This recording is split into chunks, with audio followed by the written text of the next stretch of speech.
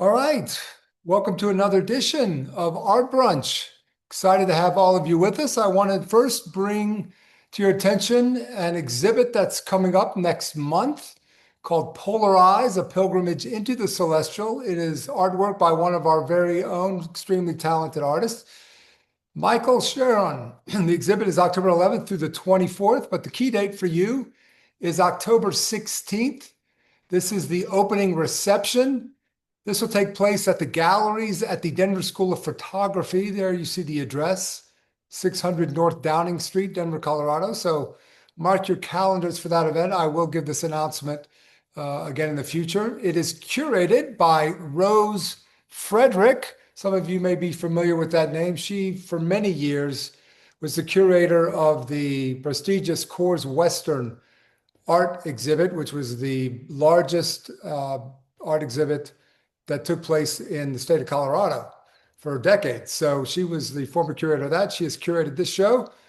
I'm sure she has curated the best of his work. So hopefully you can make it. Also, bring to your attention that I will be a part of a closing event. Not sure the exact details of what that will be, but we're working those out. And as soon as I know, I will let you know. All right. Welcome to our final presentation in our series on beauty. I would like to begin by taking you back through a journey in time. I want you to imagine that you are very, very young again, say 3 or 4 years old. Do any of you recall the kind of books your parents read to you when you were 3 or 4? Perhaps not. But you might know they were probably not the kinds of books made with fine paper pages and small enough font to get 200 or so words on each page. No, the pages may have been made of thick pressed board, with only a sentence, perhaps 2 on each page. The words probably rhymed. And then there were pictures on each page. And such stories, if there were any, were marvelous experiences for our 3-year-old self. They were rich, aesthetic experiences when we were that young. Now let's move forward a few years, say to age 7 or 8. Such pressed board page books were no longer capable of holding your attention. You probably thought they were silly, even trite. You now needed a story with a plot and interesting characters, though they were probably two-dimensional characters, but still pretty interesting. No more rhyming or pictures were required to hold your attention. And such books offered your 7 or 8-year-old self rich, aesthetic experiences. Now let's move forward to your teenage years. Well, now you need much more from a book if it is going to hold your attention. Your characters need to be three-dimensional. The story needs contrast, conflict, complexity in order for it to be a rich, aesthetic experience.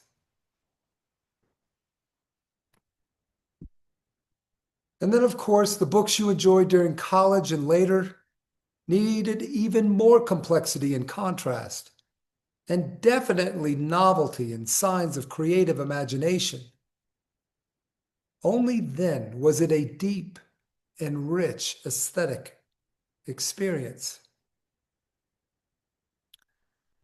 Well, this little journey in time with your ever-increasing understanding of artistic beauty through literature, this beauty's need to evolve as you evolved as a person. And this little journey that we've taken of the evolution of beauty will help you understand the philosophies behind our topic today.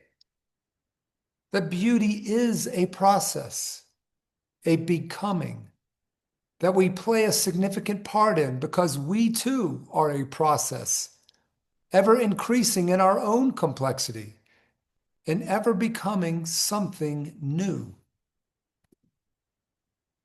Now, in the landscape of philosophical inquiry, few perspectives offer as dynamic and transformative an understanding of beauty as process philosophy.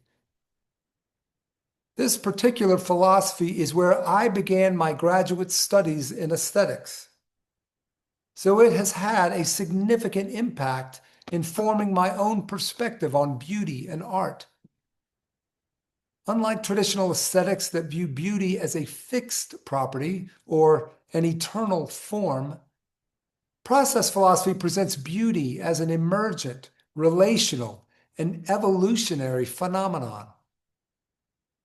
Process philosophy, pioneered by Alfred North Whitehead, whom you see here, emerged in the early 20th century as a radical departure from substance-based metaphysics that had dominated Western thought since Aristotle. Alfred North Whitehead's process thought proposes that reality, listen to this, proposes that reality consists fundamentally of events, experiences, and relationships rather than enduring objects with fixed properties. Think of Heraclitus' famous declaration that we never step in the same river twice. This shift in perspective has profound implications for aesthetics. Let us think of ourselves for a moment. We are not a fixed entity, but in constant change, ever evolving. Now, we may go by a particular name which seems to fix us as a particular person, but go deep within at the cellular level or even below that, and we are in a constant creative motion of perpetual dying and birthing of new entities. We are actually waves of energy in constant motion, waves of energy which flow out from us and which flow toward us. We are a dynamic process.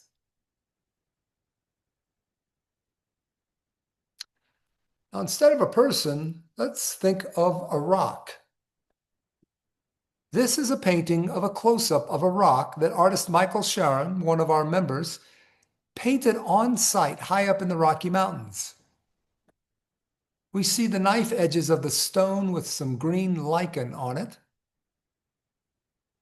Now, Alfred North Whitehead would argue that if we could go deeply and small enough within this rock, say to the atomic level or even subatomic level, we would realize that it too is not a fixed static thing, but composed of electrons swirling faster than we can comprehend through vast expanses of space, dynamic processes of becoming, which include continual occasions of novelty even. Now, the way Sharon has painted this rock, we get a sense of this dynamism. He calls works like this geo-extractions, which are geological events extracted from the natural landscape, captured in a brief moment of fast brushwork. So in such a philosophy as process metaphysics, in such a framework, beauty emerges not as a discovered quality of an object, but as a creative event. Beauty is a creative event, a moment of experiential intensity where novelty, complexity, and harmony converge. This perspective transforms how we appreciate art, revealing beauty as a living, breathing process that connects artist, artwork, and the viewer in a web of creative becoming.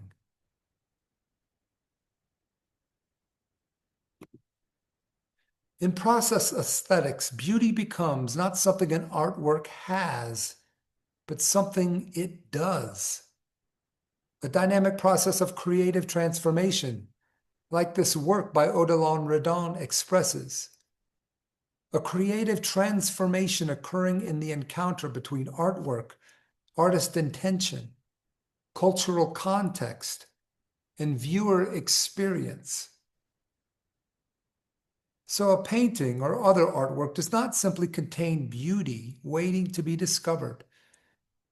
Instead, beauty emerges anew in each encounter, shaped by the evolving perspectives, cultural contexts, and experiential backgrounds that participants, like you and I, bring to the aesthetic event. The artwork becomes a catalyst for beauty rather than its container. In encountering an artwork, viewers engage in complex mental processes, drawing together their vast experiences, their cultural knowledge, their emotional states, and present perceptions into a brand new synthesis of understanding and feeling. Imagine you are the one gazing at this landscape painting. What would you bring to the experience? Memories of your own walks in nature? A memorable walk in the mountains to heal some emotional wound? The peace you felt hearing the trickling of the spring dancing through rocks and fallen branches? This process allows viewers to participate imaginatively in the creative processes that generated the artwork. Through this empathetic engagement, aesthetic experience becomes a form of creative collaboration between the artist and the viewer. In other words, we are a part of the artwork. For example, let us look at another geo-extraction by Michael Sharon. The work is again a hyper close-up of a boulder the artist painted quickly on site in the mountains of Colorado. It has an interesting light-colored mineral snaking its way through the stone. And there are flecks of various minerals and patches of lichen green. Even though we are looking at a hyper close-up of a rock, it could be an image from space, couldn't it?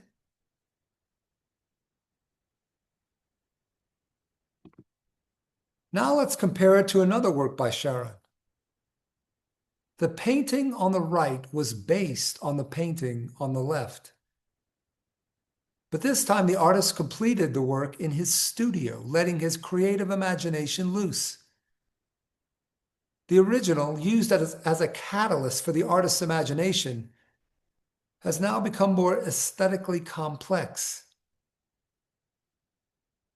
The scene now appears to be appearing into water with swimming creatures and a white, I guess it's a straw or a bleached tree branch floating on the surface.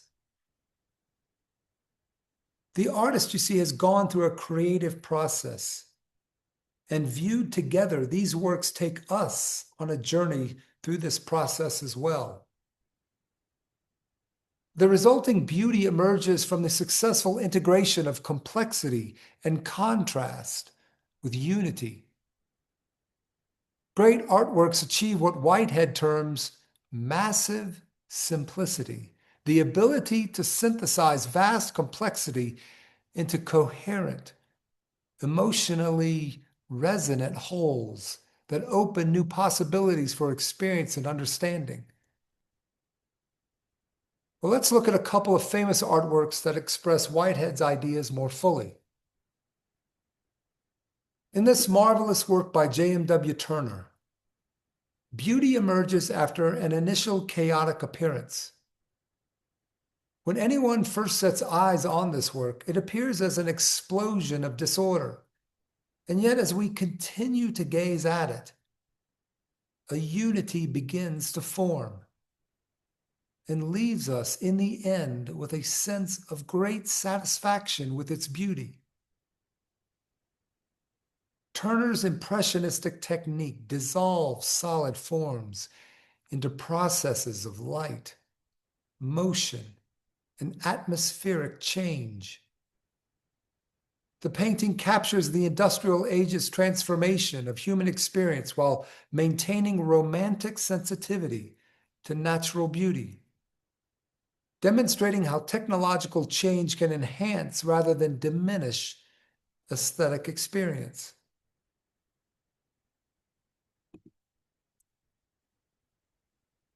Mark Rothko's color field paintings create beauty through the subtle interaction of color relationships that evolve as viewers spend time with the work. The longer one gazes at a Rothko color field work, the more the color planes seem to have depth and even begin to vibrate. Any one of you had the same experience when viewing a Rothko in a museum? So his paintings demonstrate beauty as a temporal process requiring sustained attention and openness to subtle perceptual changes.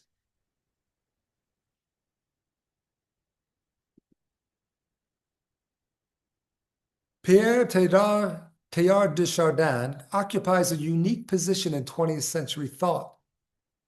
As both a Jesuit priest and accomplished scientist, Teilhard developed a process-oriented understanding of reality that places beauty at the heart of evolutionary development.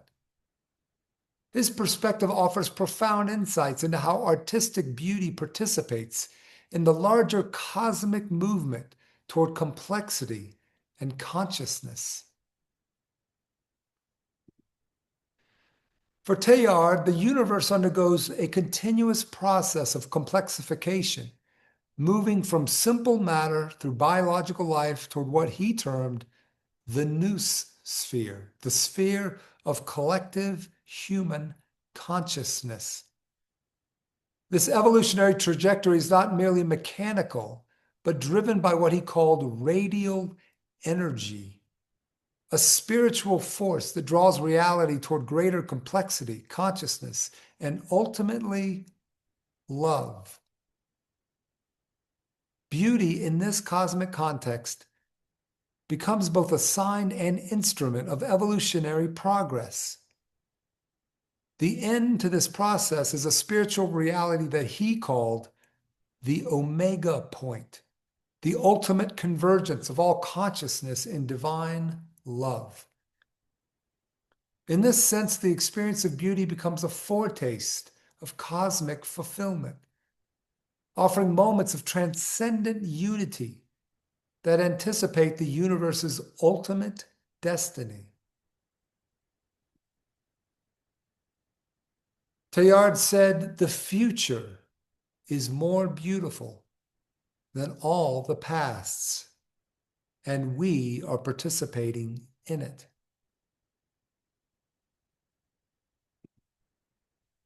In Teilhard's framework, then, artists serve as evolutionary agents, channeling the universe's creative energy into forms that reveal hidden potentials and open new possibilities for consciousness.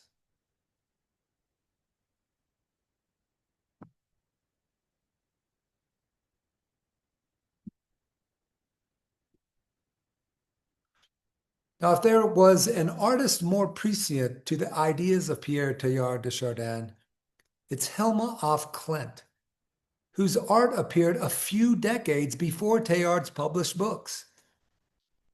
In this triptych, she expresses beautifully the idea of an omega point as the beautiful culmination of complexity, variety, and novelty. Let's look at one of them.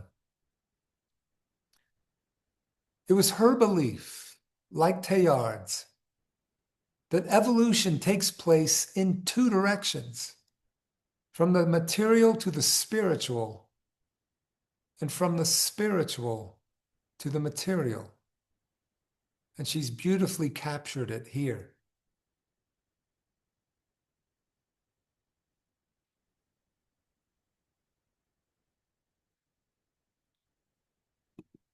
Now, artworks of all kinds, including architecture, embody this temporal complexity, gathering elements from cultural tradition, expressing present moment insights and opening possibilities for future development.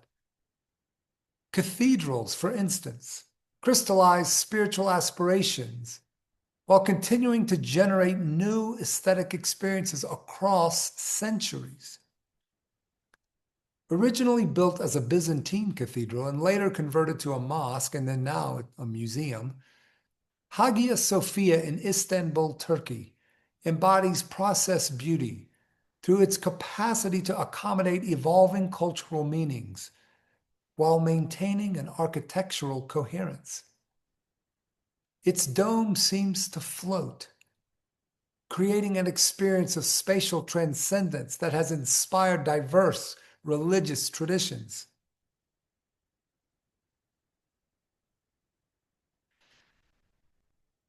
Teilhard's mystical orientation reveals beauty as a theophany, a manifestation of divine creativity working through natural and human processes. This doesn't reduce art to religious illustration, but rather recognizes the sacred dimension inherent in all genuine creative activity. Teilhard said, "Matter and spirit, these were no longer two things, but two states or two aspects of one and the same cosmic stuff. And nowhere do we see that more clearly than in beautiful works of art."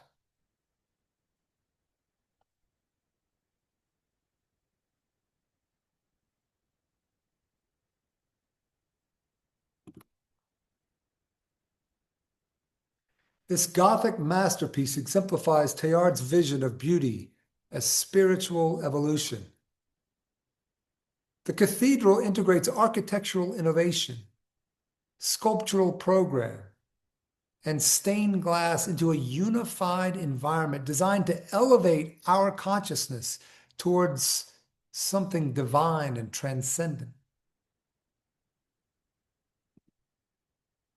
Each visit to the cathedral reveals new relationships between light, space, and symbolic meaning. When artists achieve authentic beauty, they participate in the same creative process that generates galaxies, biological species, and conscious minds. Through beauty, art becomes a spiritual discipline that prepares consciousness for deeper participation in cosmic evolution. Let's move on to our final thinker. Ilya Delio represents a contemporary voice in process thinking who extends Teilhard's insights into our current technological age.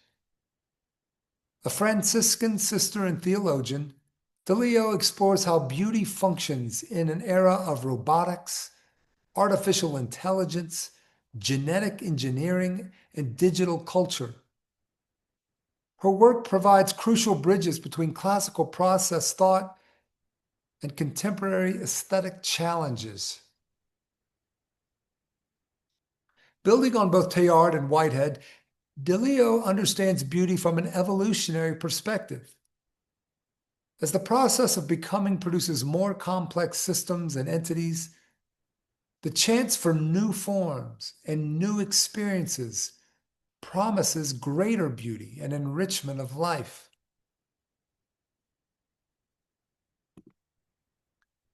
Rather than viewing technology as opposed to natural beauty, Delio sees technological creativity as evolution's current frontier, the means by which consciousness extends its creative reach.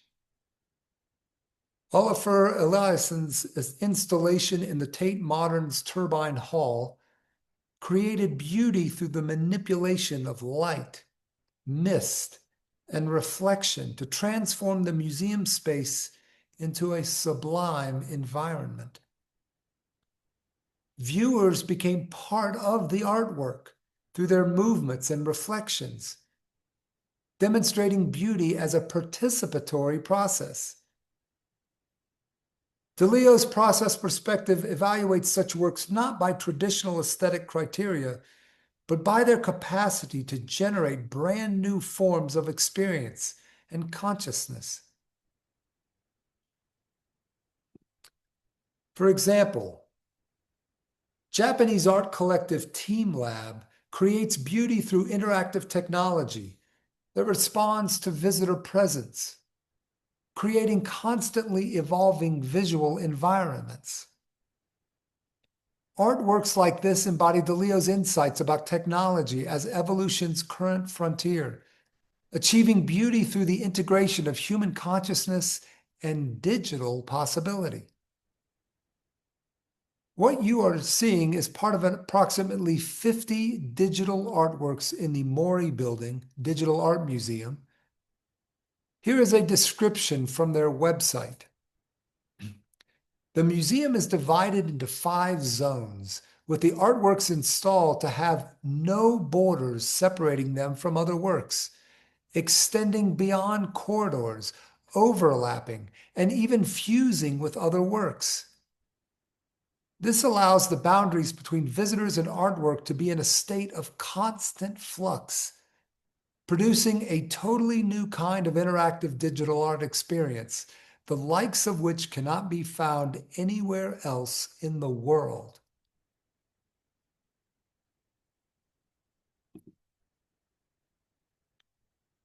Well, now let's watch a brief video about Team Lab's art to give us a better idea of DeLeo's belief in the possibilities of technology to enhance our experience of beauty.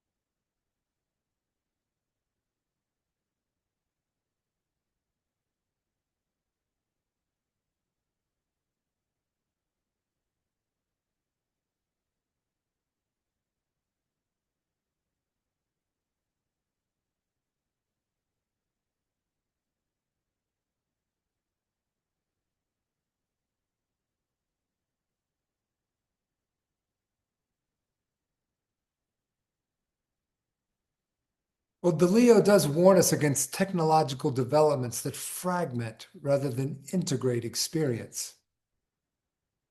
Beautiful technological artworks must achieve what she calls evolutionary fitness, the ability to contribute positively to the development of human consciousness, rather than merely displaying technical sophistication. This criterion helps distinguish between technology that serves genuine aesthetic and spiritual development and technology that merely entertains or impresses. Now, here is a contemporary expression of the digital age representing an expansion of our capacities for beauty and greater spiritual enrichment. Carlene Francis, a Denver-based artist and personal friend, shows binary code, dashes of ones and zeros. Can you see them on the left side in the background? She presents them as the basis for a complex expression of wondrous floating oval shapes that mystically lead us to a place of stillness and calm on the right side of the painting. Seijaku, in the title of this painting, is a Japanese term meaning silence, tranquility, serenity. In this painting, Francis has taken us on a journey, a process toward the experience of beauty.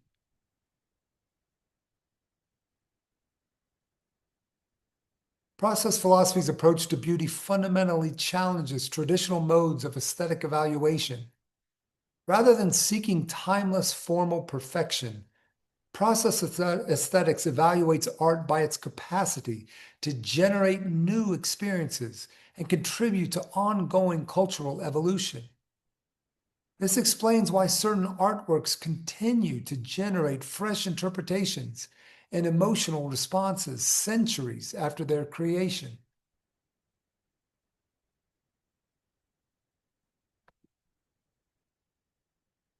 Process philosophy reveals beauty in art as far more than aesthetic pleasure or cultural ornament. Beautiful artworks serve as catalysts for the evolution of consciousness, opening new possibilities for experience, understanding, and relationship. Great artworks participate in the larger cosmic process that Teilhard envisioned, contributing to the universe's movement toward greater complexity, consciousness, and love. Pierre Teilhard de Chardin's vision of cosmic evolution toward the omega point suggests that beautiful artworks offer foretastes of ultimate reality, moments when consciousness experiences the unity and love that represent the universe's deepest purpose. Ilia DeLeo's contemporary insights extend this idea into our technological age, showing how digital culture and artificial intelligence might serve beauty's evolutionary function. The artworks we've examined throughout this presentation demonstrate beauty's power to transform consciousness across cultures and historical periods. Beautiful art doesn't merely reflect cultural values, but actively shapes cultural evolution. By supporting and creating art that achieves genuine beauty, we participate in the cosmic creative process that generates galaxies, biological species, conscious minds, and loving communities. This makes aesthetic experience a form of spiritual practice.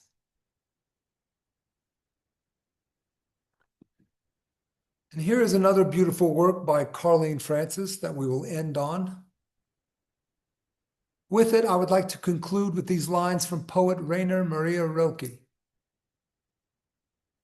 I live my life in widening circles that reach out across the world.